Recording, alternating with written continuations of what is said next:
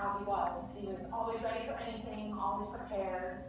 There was even a time when I was visiting when I was in my early 20s and I put my finger on something and he still had that band-aid. That readiness for anything is something I've always strived to emulate. My dad was an incredibly hard worker. He knew how to do everything, or he faked it until he found out.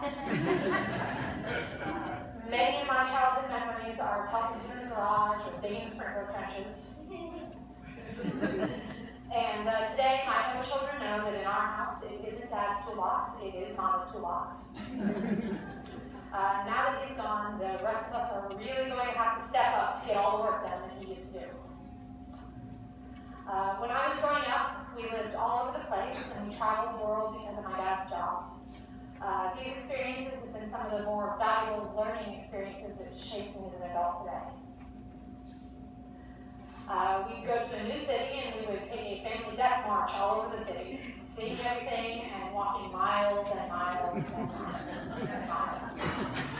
My somewhat hazy memories of this are always that it was at least 120 degrees outside. Luckily for me and my sister, my parents always believed in ice cream when we did that. My dad was the best. He was always ready for anything. He was always capable, confident, and always had the situation handled. He was organized and efficient, and known to kick people out of the house if they stayed past his bedtime.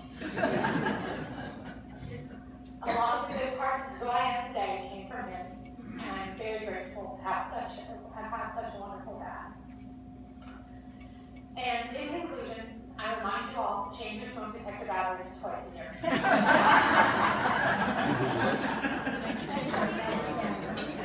Now Elizabeth would like to say a few words, and she would like to remind everyone she is 7 and a third years old. So. Not just plain 7. All right, go ahead. You want to speak?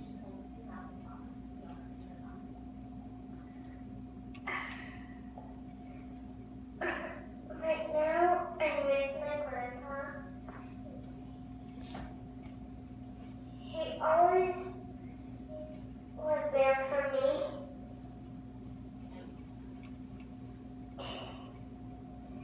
And I'm really miss him right now.